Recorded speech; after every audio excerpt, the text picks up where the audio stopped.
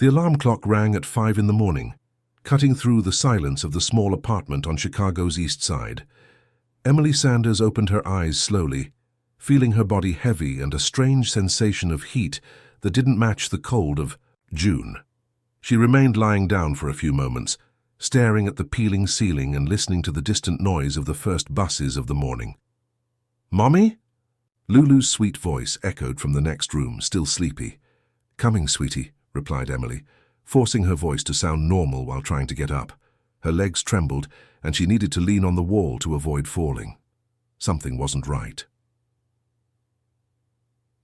In the last 3 years since Lulu was born, Emily had gotten used to waking up early, first for her job at the diner, then as a cleaner in the office building, and more recently delivering food by bicycle through the city streets. Each job brought its difficulties, but also the hope of something better for her daughter. Lulu appeared at the bedroom door, with her messy brown hair and holding her faded teddy bear. At 3 years old, she already showed impressive maturity, for her age, as if she intuitively understood the difficulties they faced. "Mommy, are you okay? You're all red," observed the little girl, approaching with concern. Emily crouched down with effort and caressed her daughter's face. "I'm just a little tired, my love, but today is a very special day, remember? Mommy has that important interview." Lulu's eyes lit up. "At the big company? The one in the tall building?" "That's right. And if everything goes well, we'll get that. Pink bedroom you want so much, and maybe even some new dolls." The girl smiled, but her expression quickly became serious. "Mommy, you have a fever. I'll get the thermometer." Before Emily could protest, Lulu had already run to the bathroom and returned with the digital thermometer that rarely left the drawer. 101 degrees. Not good, but also not something that would prevent her from going to the most important interview of her life. Emily had discovered the position at Bradley & Co. Global Solutions through an ad in the free newspaper. The company had a solid reputation in the market, offering benefits she had only dreamed of: health insurance, meal vouchers, and a salary that could completely change their lives. "Lulu, I'm going to take a shower and get ready. You stay here drawing while I prepare, okay?" The girl nodded but continued watching her mother carefully.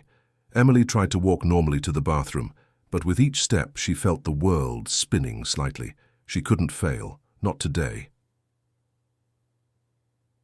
Under the cold shower, she tried to concentrate on the words she had rehearsed for weeks. She would talk about her experience, limited as it was, about her dedication, about how quickly she learned. She would mention that she was taking business administration classes online in her spare time, when she could afford the monthly payments. She put on her only formal outfit, black pants and a white blouse she had bought at a thrift store, especially for the occasion. She looked at herself in the mirror and tried to smile, but the reflection showed a pale woman with deep circles under her eyes and colorless lips. "Mommy, you look very pretty," said Lulu, appearing at the bedroom door. "Thank you, my love. Now I'm going to drop you off at Mrs. Martha's house, and when I get back we'll celebrate." Mrs. Martha was the neighbor who looked after Lulu when needed, always refusing to accept any payment. She was one of the few people Emily completely trusted. Leaving home, Emily felt strong dizziness. She stopped, took a deep breath, and continued walking. The bus stop was 2 blocks away, and each step felt like an eternity. When she finally arrived, she realized she was sweating cold despite the chilly morning. On the bus, she rested her head against the window and closed her eyes. She just needed to hold on for a few more hours. After the interview, she could rest. But with each movement of the vehicle, she felt worse. Gradually, consciousness began to escape her. The voices of the passengers became distant, and the last thing she remembered was the driver stopping the bus and shouting, "Someone's passing out here." When she woke up, she was on a stretcher in the neighborhood public hospital. A nurse was checking her vital signs while Lulu, seated in a plastic chair, held her small hand. "Mrs. Martha brought me here," explained the little girl. "You fainted on the bus, and they called her because her card was in your purse." Emily looked at the clock on the wall, 10:30 in the morning. The interview was at 9 o'clock. Everything was lost. If this story interested you, don't forget to subscribe to our channel and give a like. Tell us which city you're watching from. We continue. Emily stared at the white ceiling of the hospital for several minutes, trying to process reality. 3 years of planning, saving to buy the right clothes, nights studying about the company, rehearsing possible answers, all lost because of a flu that chose the worst moment to appear. "Mommy, why are you crying?" Lulu climbed onto the plastic chair to get closer to the stretcher. "I'm not crying, my love. It's just that Mommy lost a very important opportunity today." Emily tried to smile, but the tears kept flowing. "The interview at the big company?" "Yes. They won't wait for me, Lulu. Companies like that are very strict with schedules." The girl was quiet for a moment, thoughtful. "But Mommy, can't you call them, explain that you got sick?" "I'll try, sweetie." Emily took her cell phone, a simple model she had bought used. She searched for Bradley & Co.'s number in the papers she had brought in her purse and dialed with trembling hands. "Bradley & Co. Global Solutions, good morning," answered a female voice, professional and cold. "Good morning. My name is Emily Sanders. I had an interview scheduled for 9 o'clock this morning, but I had a medical emergency and—" "One moment, please." The hold music played for a few minutes that seemed eternal. Lulu watched her mother attentively, as if trying to understand every word. "Miss Sanders, yes, I see your interview here. Unfortunately, our selection processes follow a rigid schedule and cannot be rescheduled. We appreciate your interest." "Please, I beg you, I'm in the hospital. I have a small daughter. I've dreamed so much about this opportunity. I'm sorry, but our policy is clear. Thank you." The line went dead. Emily held the phone against her ear for a few seconds, as if waiting for the voice to come back with a different answer. When she finally hung up, she could no longer contain her tears. "Mommy, don't cry," said Lulu, getting down from the chair and hugging her mother.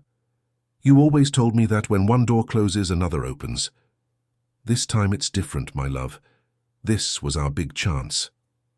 Lulu moved back a little and looked into her mother's eyes. "Mommy, do you remember the story about the princess who saved the kingdom when the king got sick?" "I remember," replied Emily, surprised by the question. "She didn't give up. She went there and explained to everyone that the king was sick, but that she was there for him." "But that's just a story, Lulu." "No, Mommy. You always told me that stories teach real things." Emily realized her daughter was right. For years, she had made up stories to entertain Lulu, always with characters who faced difficulties and found creative solutions. She never imagined her own daughter would learn these lessons so deeply. "Lulu, I need to rest a little bit. The medicine is making me sleepy." "Okay, Mommy, I'll stay right here close by." Emily closed her eyes and soon fell into a deep sleep. She didn't see when Lulu silently got up from the chair and went to her purse, looking for the interview papers. The girl couldn't read very well, but she recognized the company name and remembered the address her mother had repeated so many times. Carefully, Lulu took out the transparent folder containing Emily's resume. She looked at her sleeping mother and whispered, "I'll go for you, Mummy, just like the princess in the story." Lulu left the room slowly, so as not to wake her mother. In the hospital corridor, she observed the movement of doctors and nurses, all too busy to notice a 3-year-old girl walking alone. She remembered the way to the exit, because Mrs. Martha had explained it when they arrived. On the street, Lulu oriented herself by memory. Her mother always pointed to the tall buildings downtown when they passed by bus, saying that's where the important companies were. She knew she needed to take bus number 2578, the same one her mother had memorized and repeated several times. At the bus stop, Lulu waited patiently. When the bus arrived, she showed the money she had taken from her mother's purse, 2 quarters, that Emily always kept for emergencies. "Where are you going, little one?" asked the driver, seeing the girl alone. "To Mommy's company," replied Lulu, with the naturalness typical of childhood. "Where's your mum?" "She's in the hospital, but I'm going for her." The driver, a middle-aged man with 2 children of his, own was touched by the response. "All right, get on, but stay here in the front, close to me."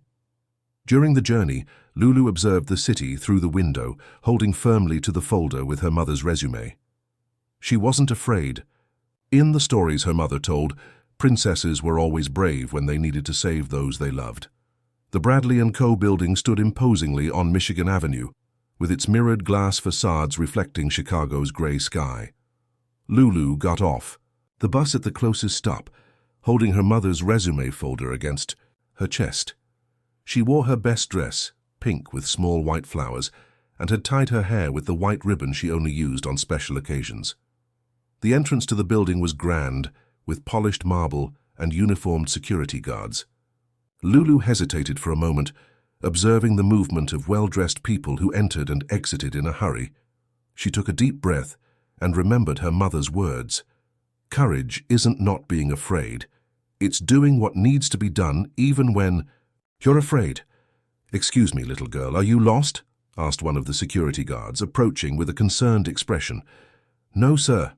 I came for Mommy's interview," replied Lulu, raising the folder. The guard was confused. "What interview? Where's your mum?" "She's in the hospital, but I came for her. The lady on the phone said she couldn't reschedule, so I brought her papers." The man didn't know how to react. In 20 years of work, he had never seen a situation like this. "Look, little one, I think you'd better call your mum. She's sleeping because the medicine made her sleepy," explained Lulu, with the patience of someone who had thought of everything. "But the papers are here. Can I deliver them?"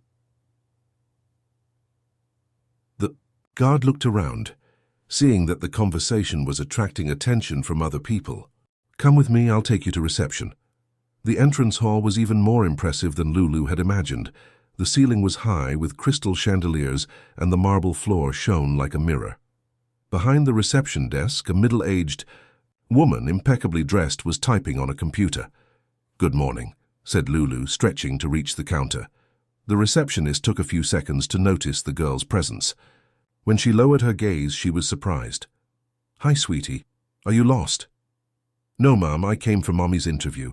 Her name is Emily Sanders, and she was supposed to come this morning, but she got sick." The woman checked the schedule on the computer. "Ah, yes, Emily Sanders, 9 o'clock, but she didn't come." "She really wanted to come," explained Lulu, placing the folder on the counter. "She was sad because the lady on the phone said she couldn't reschedule, but I brought her papers." The receptionist was visibly moved. "Sweetie, what a beautiful thing you're doing for your mom, but you know interviews are adult things. My mom said this company is very important, that if she could work here we would have a better life." Other people in the hall had stopped to observe the scene. Some smiled, others commented quietly about the girl's courage. The situation was becoming delicate. "Let me call someone," said the receptionist, picking up the internal phone. On the 27th floor, Alexander Bradley was in his office reviewing quarterly reports when his secretary knocked on the door. "Mr. Bradley, there's an unusual situation at reception." "What kind of situation, Nancy?" "It's hard to explain over the phone. I think you'd better come down to see." Alexander frowned. In 15 years running the company, few things surprised him. "All right, I'm coming." When he arrived at the hall, he saw a small group of people observing something at the reception desk. He approached and found Lulu, still holding the folder, talking seriously with the receptionist. "What's happening here?" he asked, with his habitually firm voice. "Mr. Bradley," said the receptionist, "this little girl came for her mother's interview." Alexander looked at Lulu, who stared back without fear. There was something in the girl's eyes that reminded him of himself as a child, a determination that didn't match her age. "What's your name?" he asked, crouching to be at Lulu's height. "Lulu. And yours?" "Alexander. Can you tell me what happened?" "Mommy was getting ready to come here today, but she got sick and went to the hospital. She was very sad because the lady on the phone said she couldn't reschedule, so I came for her." Alexander was silent for a few seconds. "And how did you get here?" "By bus. Mommy always talks about bus 2578, so I remembered." "You came alone?" "Yes. Mommy always tells me stories about brave princesses. She said that when we love someone, we do brave things." Alexander felt something strange happen in his chest. Since losing his parents at 8 years old, he had learned to control his emotions, to be pragmatic and objective. But that small girl with her pink dress and unwavering determination was stirring something deep inside him. "Lulu, where is your mom now?" "In our neighborhood hospital. Mrs. Martha is there with her." Alexander looked at his secretary. "Nancy, find out which hospital and arrange a car. We're going to visit Lulu's mum." "Sir," the secretary seemed surprised. "You heard right. And cancel my afternoon appointments." Lulu smiled for the first time since she arrived. "You're going to meet my mum?" "Yes, I am. Anyone who raised such a brave daughter deserves to be known." Emily woke up with a strange sensation, as if something important had happened while she slept. She looked to the side and saw that the chair where Lulu had been sitting was now empty. She felt her heart race. "Lulu," she called, trying to sit up on the stretcher. Mrs. Martha appeared at the door of the room, carrying 2 plastic cups of coffee. "Emily, you're awake. How are you feeling? Where's Lulu?" "She said she was going to the bathroom, but that was about 20 minutes ago. I was about to look for her." Emily tried to get up, but still felt weak. "Martha, I need to find my daughter. She never takes this long." "Calm down, dear. She must be playing in the hallway. I'll look for her." As Mrs. Martha left, Emily noticed that her purse was open and some papers scattered. Her heart froze when she realized the folder with her resume was no longer there. "No, no, no," she murmured, trying to get up despite the dizziness. That's when she heard voices in the hallway. One of them was Lulu's, but there were other unfamiliar voices. Emily managed to stand up and walk to the door, leaning against the wall. What she saw left her speechless. Lulu was walking down the hallway holding hands with an elegant man in a dark suit and confident posture. Behind them, a well-dressed woman carried a bouquet of flowers. "Lulu!" she called with a trembling voice. The girl ran to her. "Mommy, you woke up. Look, I brought a visitor for you." Alexander approached with cautious steps. Emily was pale, wearing the hospital gown, her hair disheveled, but there was something in her eyes that he immediately recognized, the same determination he had seen in her daughter. "Miss Sanders." "My name is Alexander Bradley. I'm the CEO of Bradley & Co." Emily felt her legs weaken. "Mr. Bradley, I apologize for my daughter. I don't know what got into her. She would never do something like this." "On the contrary, your daughter did. Something extraordinary. Mommy, I explained to Mr. Alexander that you got sick and couldn't go to the interview. He came here to meet you." Emily looked at Lulu, then at Alexander, trying to process the situation. "Mr. Bradley, I'm so sorry. I'll explain to her that she shouldn't do this, that—" "Ms. Sanders," interrupted Alexander, "may I call you Emily?" She nodded, still confused. "When your daughter appeared at my company today, she was holding your papers with a determination that impressed me. She said she came for you. That reminded me of something I had forgotten a long time ago." "What's that, sir?" "What it means to have a family. What it means to love someone so much that you would do anything for that person." Emily felt her eyes fill with tears. "Mr. Bradley, I know she acted wrong, but she acted with courage, and courage is something that can't be taught. It's something that is lived. Anyone who managed to raise a daughter like Lulu is exactly the kind of person I want in my company." Alexander handed her the flowers that the secretary was carrying. "These are for you, and I would like to invite you for a conversation when you're feeling better." "A conversation?" "An interview, if you're still interested, of course." Emily couldn't hold back the tears. "Mr. Bradley, I don't know what to say. I dreamed so much about this opportunity." "Then let's make it a reality. But first you need to recover." Lulu watched the scene with satisfaction. "Mommy, Mr. Alexander is very nice. He said I was brave." "You were indeed, my love, but it was also very dangerous. You can't go out alone like that." "I knew it would work out," said Lulu, with the confidence typical of childhood. "Just like in the stories you tell." Alexander smiled, a genuine smile that hadn't appeared on his face for a long time. "May I ask what kind of stories you tell her?" "Stories about brave princesses, about people who don't give up on their dreams, even when everything seems impossible," replied Emily, wiping away her tears. "Those are beautiful stories," said Alexander. "And from what I see, your daughter learned the lessons well. Mr. Bradley, can I ask you a question? Of course. Why are you doing this? Why did you come here? Alexander was quiet for a moment, watching Lulu, who was playing with her mother's bare feet. Because your daughter reminded me that there are more important things than profits and spreadsheets. She reminded me of what it means to have hope. Mommy, said Lulu, can I tell Mr. Alexander about the princess who saved the kingdom when the king got sick? You can, my love. As Lulu began to tell her story, Alexander sat in the plastic chair beside the stretcher. For the first time in years, he wasn't thinking about meetings or appointments. He was just there, present, listening to a 3-year-old girl tell a story about courage and love. Emily observed the scene with disbelief. A few hours ago, her life had seemed to be over. Now, a powerful man was sitting in a public hospital, patiently listening to her daughter, offering her the chance she had always dreamed of. Mr. Bradley, she said when Lulu finished the story, how can I thank you? No need to thank me. You just need to recover so we can properly talk about your new opportunity. 2 weeks later, Emily stood in front of the mirror in her small bathroom, adjusting the collar of her new blouse for the 10th time. It was her first day at Bradley. Fiat Co. as a project assistant, a position she had never imagined she would get. Lulu observed her from the doorway, already dressed to go to the daycare center that the company offered as a benefit. Mommy, are you nervous? A little bit, admitted Emily, trying to control her slightly trembling hands. But it's a good kind of nervous. It's the nervousness you feel when something very important is beginning. Like when I'm going to see a new toy? Exactly like that.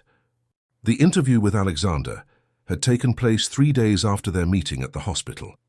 This time Emily was completely recovered and prepared. He received her in his office, but the conversation was different from any interview she could have imagined. They talked about dreams, about family, about the stories she told Lulu. Alexander wanted to understand who was the woman behind the daughter's courage. Why do you think you deserve this opportunity? He had asked.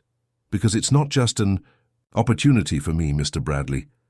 It's an opportunity for my daughter to have a better future, and when someone is fighting for something bigger than themselves, they're capable of giving their best. Now walking down Michigan Avenue toward the building, Emily felt a mixture of gratitude and responsibility. Lulu held her hand, skipping with joy. Mommy, today I'm going to see the company daycare. Yes, my love. They say there's a library. There with many storybooks. That's cool, I'll be able to read the stories you don't know. Emily smiled. Lulu's ability to see the positive side of everything always surprised her. At reception, they were greeted by the same woman who had witnessed the scene 2 weeks before. This time, she smiled with genuine joy. Good morning, Emily. Good morning. Lulu, it's good to see you here. Good morning, Ms. Carla, replied Lulu, who had already memorized the receptionist's name. Nancy, Mr. Bradley's secretary, is waiting for you on the 10th floor to do your orientation, explained Carla.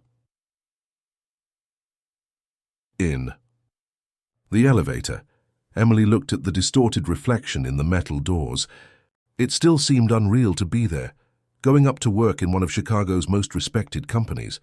Nancy received her with professionalism, but also with a certain curiosity. The story of Lulu had spread through all departments of the company. Emily, I'll introduce you to the people in your department and explain your initial responsibilities. You'll work directly with Robert, the special projects manager. Robert was a man in his 50s, with graying hair and a gentle look. When Nancy introduced Emily, he smiled warmly. So you're Lulu's famous mother, he said, extending his hand. That little girl caused quite a revolution around here. I hope it was a good revolution, replied Emily, a bit embarrassed. The best possible. It's been a long time since I've seen people commenting on something so positive. Robert showed Emily her workstation, a desk in an open space with a computer, phone, and office supplies. It was simple, but for her, it represented a new world. Your initial responsibilities include organizing project documents, monitoring schedules, and providing administrative support to the team. Nothing too complex at first, but you'll learn quickly. Emily spent the first morning learning the company's system, becoming familiar with the processes and meeting colleagues. Everyone was kind, some clearly curious about how she had gotten the job. During lunch in the company cafeteria, Emily sat alone at a table near the window. She was observing the movement of the city below when a colleague approached. "May I sit here?" asked a young woman with short hair and a friendly smile. "Of course." "I'm Jennifer. I work in the marketing department. I heard about you and your daughter. What a beautiful story." "Thank you," replied Emily, still not knowing quite how to handle the attention. "You know, I worked here for 5 years before I got to speak directly with Mr. Bradley. Your daughter managed that on her first day." Emily laughed. "She has a strong personality.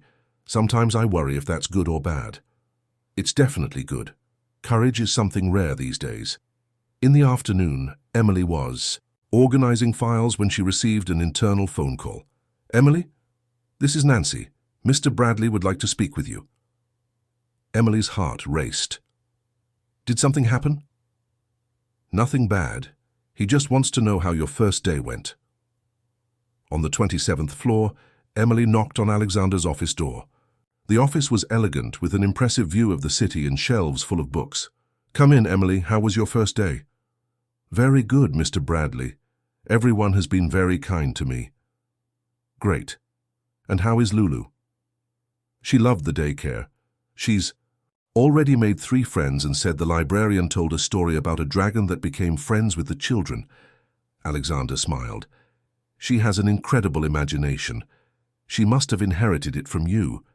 Actually, I think she teaches me more than I teach her." "How so?" Emily hesitated, then decided to be honest. "She teaches me to be brave. I was ready to give up when I got sick on the day of the interview. But she didn't give up. She reminded me that sometimes we need to fight for what we love." Alexander was quiet for a moment. "Emily, may I ask you a personal question?"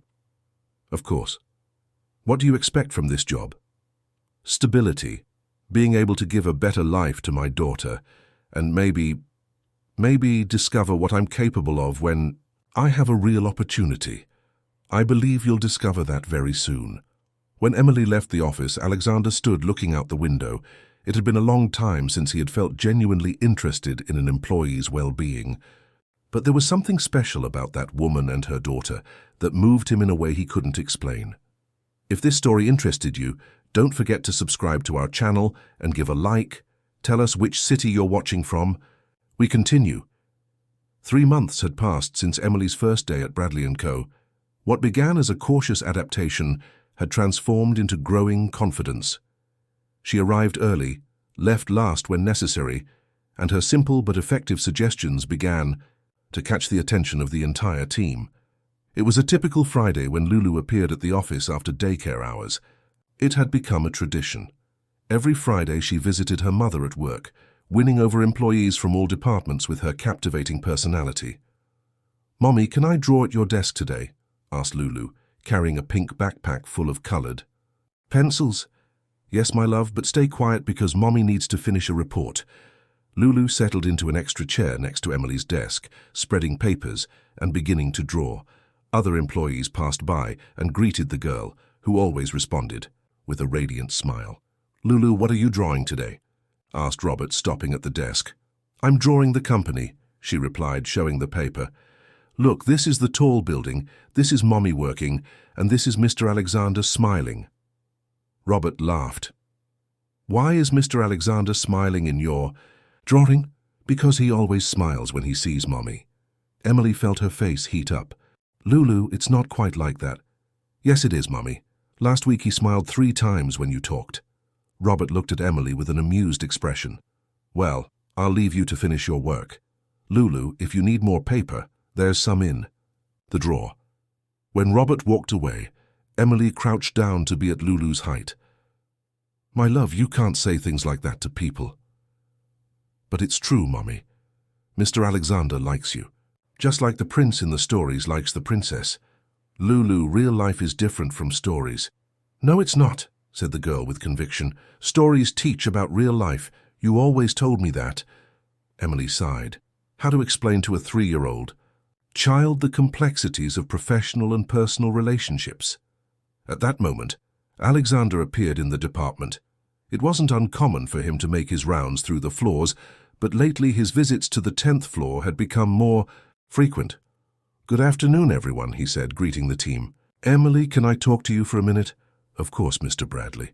"Mr. Alexander," Lulu ran to him holding the drawing. "Look what I made." Alexander bent down to see the drawing. "It's beautiful, Lulu. You draw very well."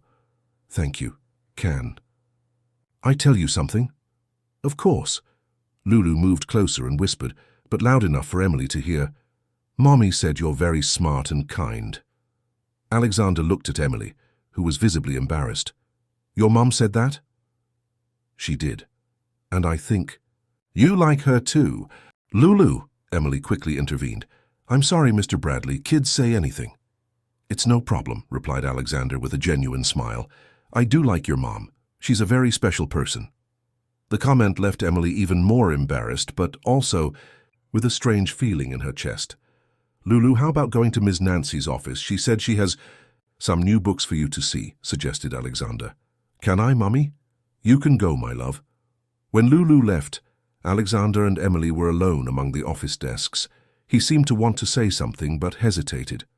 "Mr. Bradley, if my daughter is bothering—" "On the contrary, she brightens up the environment. But actually, I wanted to talk about something else." "What is it?" "I've been observing your work these last few months. You have a different perspective, a way of solving problems that impresses everyone." Emily was surprised. "Thank you, Mr. Bradley. I'm always trying to learn." "And you're learning very well. That's why I'd like to propose something." "What?" "There's a new project coming, an important international client. Robert will lead, but I need someone to provide direct support, someone I trust." You're thinking of me." "Exactly. I know it would be a bigger challenge, more responsibility, but also an opportunity for growth." Emily felt her heart accelerate. "Mr. Bradley, I don't know if I'm prepared for something so important." "Emily, can I tell you something? When you arrived here, I saw something rare.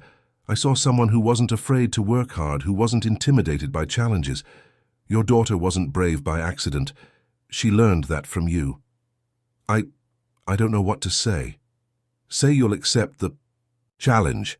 Emily looked around the office, seeing colleagues working, then looked at Alexander. There was something in his eyes that went beyond professional, a genuine belief in her. "I accept," she finally said. "Great. We'll start Monday, but that means you'll be working more directly with me. Will that be a problem?" "Why would it?" "First," Alexander hesitated. "Well, your daughter seems to think there's something more between us besides work." Emily felt her face heat up again. "Mr. Bradley, I can assure you, I'll keep our relationship strictly professional." "And what if I say I don't want it to be strictly professional?" The question caught Emily completely off guard. She looked at Alexander, trying to understand if she had heard correctly. "Mr. Bradley, Emily, can I invite you to dinner? Not as boss and employee, but as Alexander and Emily." "Dyson, don't know if that's appropriate." "Maybe it's not, but sometimes the most important things in life aren't appropriate." Emily was silent, processing what was happening. "What if it doesn't work out? What if it affects my job?" "What?" "If it does work out, what if it makes your life even better?" Before Emily could respond, Lulu came running back. "Mommy, Ms. Nancy lent me a book about a princess who becomes a businesswoman." "That's great, my love. Mr. Alexander, are you having dinner with us today?" Alexander looked at Emily, waiting for an answer. "It depends. Your mom needs to answer a question first." Emily took a deep breath. "I accept the dinner invitation, but let's take it slow, okay?" "Slow," agreed Alexander. "We have all the time in the world." Lulu clapped her hands. "I knew it, just like in the stories." Emily laughed, finally relaxing. "You always knew, didn't you?" "Always. Mommy, can I choose?" "The restaurant?" "Yes, my love. You're the one who brought luck into our lives." The dinner had happened the previous Saturday, in a cozy Italian restaurant that Lulu had chosen because it had pasta the color of the sun. It was a magical night, with flowing conversations, genuine laughter, and the feeling that perhaps finally life was offering something special to Emily. But Monday brought a different reality. Emily arrived at the office to find a tense environment. Employees were talking in small groups, whispering, and she noticed curious looks directed at her. When she passed Jennifer's desk, her colleague discreetly pulled her aside. "Emily, have you heard the comments?" "What comments?" "About you and—" "Mr. Bradley, someone saw you at the restaurant on Saturday." Emily's heart sank. "So what?" Jennifer lowered her voice even more. "They're saying you only got the promotion because, well, you understand." Emily felt as if she had been punched in the stomach. "Jennifer, it wasn't like that at all. I earned that promotion." "I know, Emily, but you know how people are." The rest of the morning was a nightmare. Emily tried to focus on work, but she noticed the looks, the whispers that stopped when she approached. When she went to the break room to get water, 2 employees abruptly stopped talking. "Good morning," said Emily, forcing a smile. "Good morning," they responded coldly, leaving immediately afterward. Robert noticed the atmosphere and approached Emily's desk. "Everything okay over here?" "Everything's fine," she lied. "Emily, ignore the comments. You've been working very well. Your promotion was more than deserved." "Thank you, Robert." But the words, even well-intentioned, didn't ease the weight Emily felt in her chest. In the afternoon, Nancy appeared at her desk. "Emily, Mr. Bradley needs to speak with you." In the elevator, Emily rehearsed 1,000 excuses, 1,000 explanations. Maybe it would be better to resign before the situation got worse. "Come in," said Alexander when she knocked on the door. He was serious, more formal than he had been in recent months. "Please, sit down." "Mr. Bradley, if it's about the comments—" "It's exactly about that." Alexander stood up and went to the window. "Emily, I underestimated how people would react. Mr. Bradley, I can resign if this is causing problems for the company." Alexander turned around quickly. "Resign? Emily, are you crazy? I don't want people to think I got my job through inappropriate means." "And do you think you did?" "No. I work hard, I come in early, I stay late." "Then why do you care what others think?" Emily was silent, trying to organize her thoughts. "Because I need this job. I need people to respect me professionally." "Emily, do you know what my first impression of you was? That your daughter was brave. Not just that, I thought you were a woman of character, someone who wouldn't be intimidated by gossip." "It's not just gossip, Alexander. It's my reputation. Your reputation is based on your work, not on what others say about your personal life." Emily sighed. "Maybe it's better if we keep our distance, professionally." "Are you giving up on us?" "I'm protecting my job." Alexander returned to his desk and sat down. "Emily, let me tell you something. When I was a child at boarding school, the other boys made comments about me being an orphan. They said I didn't belong there, that I was there out of charity." Alexander: "I had 2 options, hide or prove them wrong.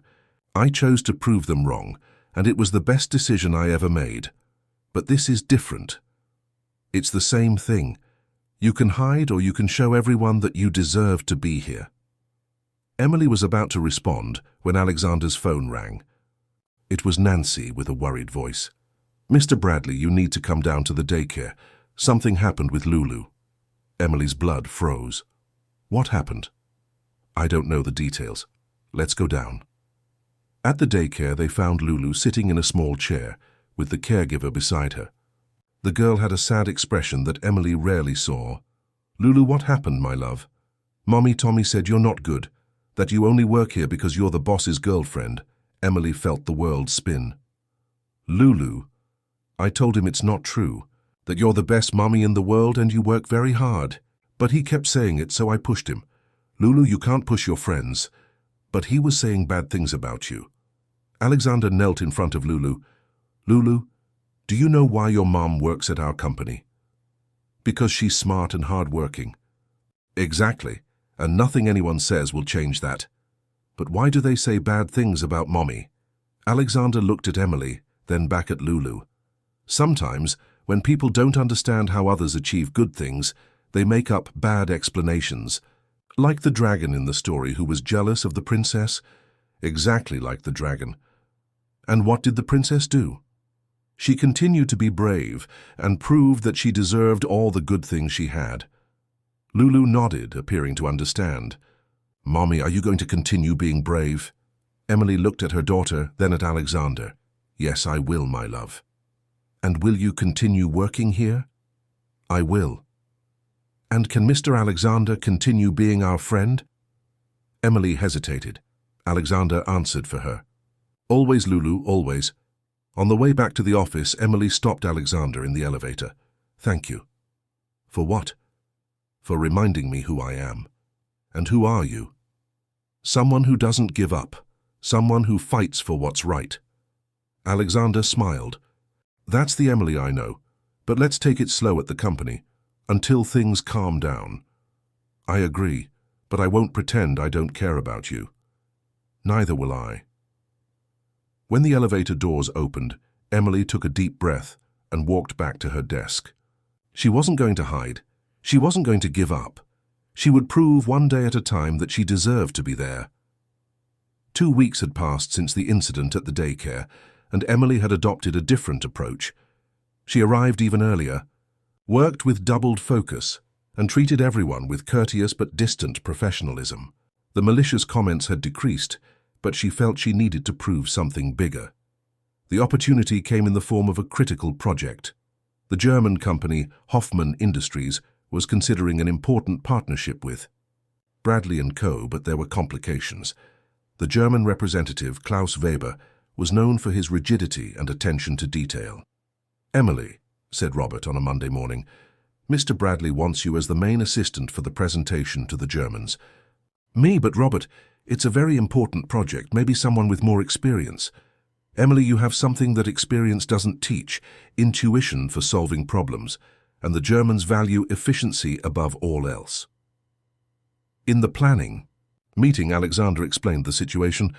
"Klaus Weber arrives Thursday. He has 3 days to evaluate our proposal. If we don't manage to impress him, we lose a $2 million contract." "What's the specific problem?" asked Emily. "They want to reduce costs by 15% without losing quality. We've tried various approaches, but nothing has satisfied their requirements." Emily was quiet, analyzing the documents. "Can I take this home and study it better?" "Of course, but don't pressure yourself too much. We already have the basic presentation ready." That night, Emily spread all the papers on her kitchen table. Lulu was sitting beside her, drawing, when she asked, "Mommy, why do you look worried?" "I'm trying to solve a work problem, my love." "What kind of problem?"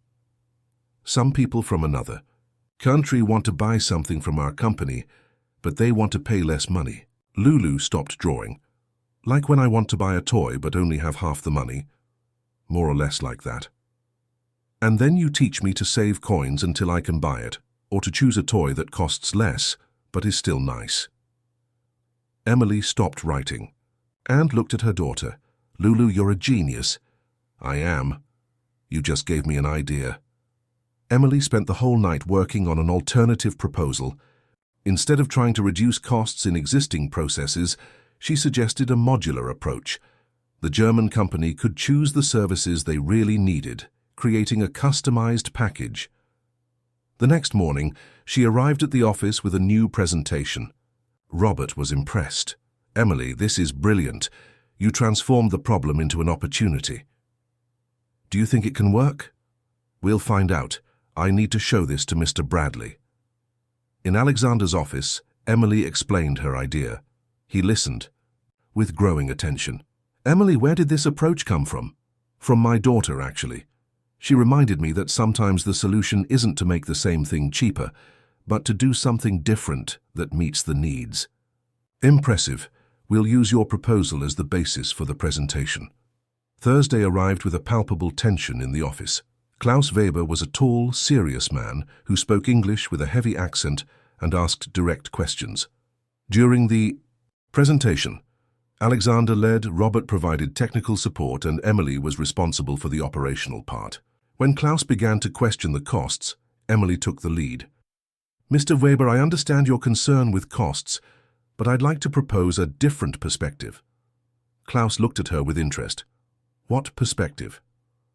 "Instead of reducing costs, By cutting quality, how about creating a model where you pay only for the services you really need?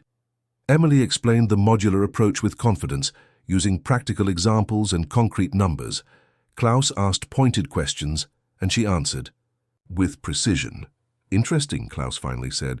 But how do you ensure that quality won't be compromised? Because we'll be focusing our resources specifically on the areas you consider priorities. It's like having a custom-made suit instead of a ready-made one that needs adjustments. Klaus smiled for the first time. Interesting analogy. May I see the detailed numbers? The following hours were intense. Klaus analyzed every detail of the proposal, asked dozens of questions and requested simulations.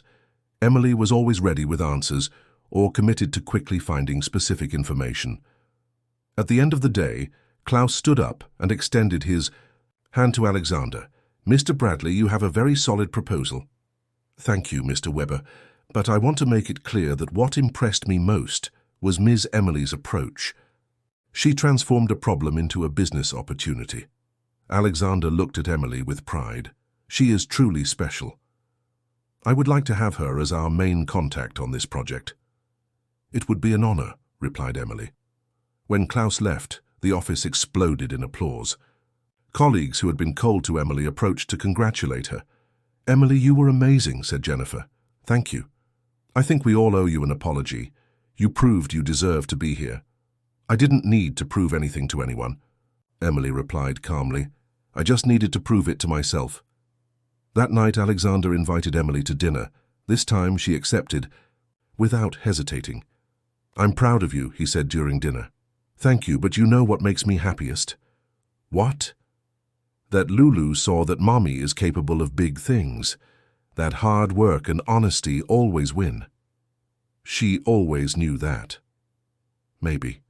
But today she saw it in practice. Alexander took Emily's hand across the table. May I ask you a question? Of course. Are you still afraid of what people will think about us? Emily smiled. No. Today I learned that what matters is what I think of myself. And what do you think? That I'm a strong, capable woman who deserves to be happy. I completely agree. And you, Alexander, what do you think about yourself? That I'm a man who was lucky to meet you and your daughter. It wasn't luck. It was destiny. You believe in destiny? Now I do. Lulu always said everything happens for a reason. Alexander smiled. Your daughter is very wise. She learned from the stories I told her. But today I discovered that the best story is the one we're living. The success of the German project had elevated Emily to a new level in the company. 3 months later, she had been promoted to Special Projects Manager, had her own office and the genuine admiration of all her colleagues. But the most important thing for her was the happiness on Lulu's face, who now had the pink bedroom she had always dreamed of. It was a Friday in December when everything changed. Emily was finishing a report when Nancy appeared at her office door with a worried expression. Emily, you need to go to the daycare. Lulu. She fainted. Emily's world stopped. She ran through the company corridors, her heart racing, 1,000. Terrible thoughts running through her head. At the daycare, she found Lulu awake but pale, being cared for by the nurse. Mommy, said Lulu weakly, I don't feel well. Everything's okay, my love. We're going to the hospital. Alexander appeared at the door. My car is waiting. Let's go together. At the hospital, the doctor examined Lulu carefully. Emily held her daughter's hand, trying to appear calm, but inside she was panicking. Doctor, what could it be? Asked Alexander. We need to run some tests. It could just be a virus, but we want to be sure. The following hours were torture. Lulu slept in the hospital bed, with various machines monitoring her vital signs. Emily didn't leave her daughter's side, and Alexander didn't leave Emily's side. You should go home, said Emily. You don't need to stay here. I'm not going anywhere, replied Alexander firmly. Alexander, this isn't your responsibility. Emily, you and Lulu have become my family. This is exactly my responsibility. The word family hit Emily like lightning. She looked at Alexander, seeing the genuine concern in his eyes, and realized he wasn't there out of obligation or courtesy. He was there out of love. Alexander. I know it's early to say this, but I love you both. I can't imagine my life without you." Emily felt her eyes fill with tears. "I love you too, but I'm so afraid." "Afraid of what?" "That all this is too good to be true. That something bad will happen to balance out so much happiness." Alexander took Emily's face between his hands. "Emily, you deserve all the happiness in the world, and nothing bad is going to happen. Lulu is strong, just like her mother." At that moment, Lulu stirred in the bed. "Mommy?" "I'm here, my love." "I dreamed you were crying. Why?" "I'm worried about you." "You don't need to be. I'm going to get better." "How do you know?" "Because Mr. Alexander is taking care of us, just like the prince in the stories." Alexander smiled through tears. "That's right, princess. I'll always take care of you." "Mommy, are you going to marry Mr. Alexander?" Emily and Alexander looked at each other, surprised by the direct question. "Lulu, these things are complicated." "No, they're not," said Lulu with the simplicity of childhood. "You love each other, right?" "Yes," replied Emily without hesitation. "And he loves us too." "I love you very much," confirmed Alexander. "Then you should be together forever, like in the stories." The doctor entered the room at that moment. "I have good news. The tests showed it's just a strong virus. With rest and medication, she'll be fine in a few days." Emily collapsed in tears of relief. Alexander hugged her, and Lulu, even though weak, smiled. "I knew I would be okay," said the girl. "How did you know?" asked the doctor, amused. "Because stories with happy endings always end well." That night in Emily's apartment, Lulu slept in her pink bedroom while Emily and Alexander talked in the small living room. "Today I realized something," said Emily. "What?" "That my biggest fear wasn't Lulu getting sick. It was losing you. You're never going to lose me." "How can you be sure?" "Because I spent my entire life alone, without family, without belonging anywhere. When I met you, I finally understood what it means to have a home. Alexander, you know our life is simple. We don't have luxuries, we don't have... You have love. And love is the only thing that truly matters. Do you really want to be part of our mess?" Alexander laughed. "What mess? Lulu is the most organized person I know. She's already planned our wedding." "She planned it?" "Today, when you went to get water, she told me the ceremony should be in the company garden because that's where we met, and that she'll be the maid of honor." "And what did you say?" "That I thought it was a perfect idea." Emily was quiet. For a moment. "Alexander, are you proposing to me?" "I am, but not in the traditional way. I'm asking to be part of your family, the family that you and Lulu built. And if I say yes, then I'll spend the rest of my life proving that I deserved the chance."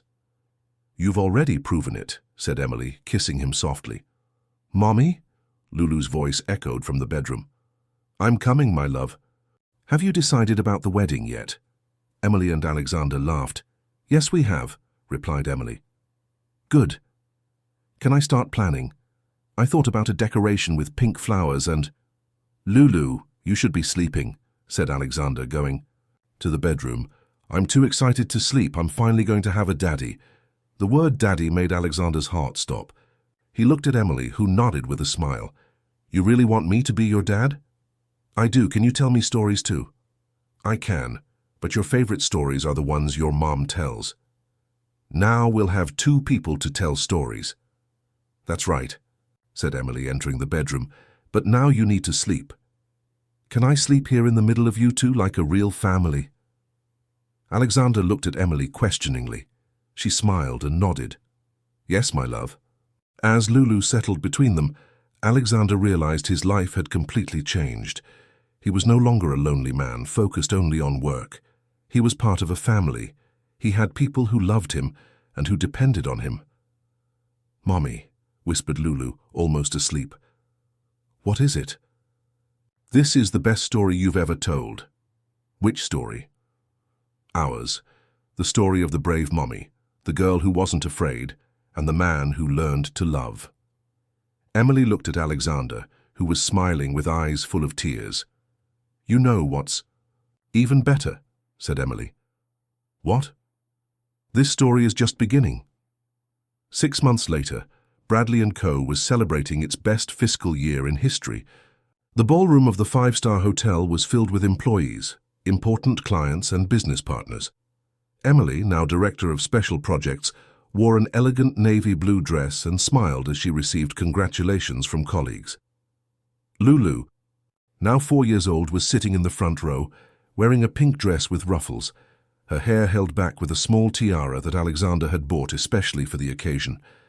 She swung her legs on the chair, observing everything with curiosity. "Mommy, when is Daddy Alexander going to speak?" asked Lulu, using the term she had naturally adopted after the engagement. "Soon, my love. He's the last to speak." "Is he nervous?" "A little bit, but you know he's very good at speaking to people. I know, he told me he was going to talk about important things today." Emily smiled. Alexander had been mysterious about the speech, saying only that it would be different from previous ones. The event proceeded with presentations of results, awards, and acknowledgements. Finally, the moment came for the main speech. Alexander went up to the stage, impeccable in his dark suit, but Emily noticed he was more emotional than usual. "Good evening, everyone," he began, adjusting the microphone. "This has been an exceptional year for Bradley & Co. as we achieved record sales, expanded our international presence, and consolidated important partnerships." The audience applauded. Alexander waited for silence to return. "But tonight, I want to talk about something that changed not only our company, but changed me personally." Emily felt her heart accelerate. Alexander searched for her eyes in the audience. 8 months ago, a 3-year-old girl entered our reception. She carried a folder almost as big as she was and said something I'll never forget. "Mommy got sick. I came for her." A murmur of recognition passed through the audience. Many employees remembered the story. At that moment, I thought I was just seeing a brave child, but now I realize I was seeing much more. I was seeing what unconditional love is. I was seeing what family is. Alexander paused for a moment, clearly emotional. "You know, I grew up without a family. I built my life based on numbers, strategies, and objectives. I believed that success was measured only in profits and growth, but a little girl taught me that true success is measured in love, in courage, and in the ability to make a difference in people's lives." Lulu looked at Emily, whispering, "He's talking about us, Mommy?" "Yes, he is, my love." "Emily Sanders," continued Alexander, "the mother of this brave girl, not only became one of our most valuable employees. She taught me that strength doesn't come from position or power, but from the ability to keep fighting even when everything seems lost." Emily felt her eyes fill with tears. Employees turned to smile at her. "Lulu," said Alexander, looking directly at the girl, "you taught me that stories aren't just entertainment. They're lessons about how to live, how to love, and how to have hope." Lulu waved to Alexander, smiling radiantly. "That's why, tonight, I want to announce 2 important things. First, that Emily Sanders has been promoted to Vice President of Human Development, a position created especially for someone who truly understands what makes a company special: its people." The audience erupted in applause. Emily stood up, surprised and emotional. "Second," continued Alexander, "I want to announce that Emily has agreed to marry me, and that Lulu has given me the greatest honor of my life, letting me be her father." This time, the audience rose in applause. Lulu clapped enthusiastically, shouting, "Mommy, everyone is clapping." Alexander came down from the stage and walked to Emily, who was crying with joy. "You didn't tell me you were going to announce this," she said, hugging him. "I wanted it to be a surprise. Did you approve?" "She did approve," replied Lulu, jumping into Alexander's arms. "Can I talk into the microphone too?" Alexander laughed. "Of course, princess." Back on stage, Alexander held Lulu in his arms near the microphone. "I want to say something," said Lulu, with the confidence typical of childhood. "My mommy always told me stories about brave princesses and princes who learned to love, but she never told me the most beautiful story of all." "What story is that?" asked Alexander. "The story of the brave mommy who never gave up, the girl who wasn't afraid of anything, and the man who learned that love is more important than work." The audience was visibly moved. Many employees were wiping their eyes. "And do you know what the best part of the story is?" continued Lulu. "What is it?" "That everyone here is part of it, because you all took care of Mommy and me. You're our big family." Alexander looked at the audience, then at Emily, and finally at Lulu. "Lulu is right," he said. "A company is much more than a place where we work. It's a family we choose, and I thank each of you for being part of our story." Emily went up on stage to join them. The three embraced while the audience gave them a standing ovation. "Mommy," whispered Lulu, "this is the best story you've ever told." "I haven't finished telling it yet," replied Emily, looking at Alexander.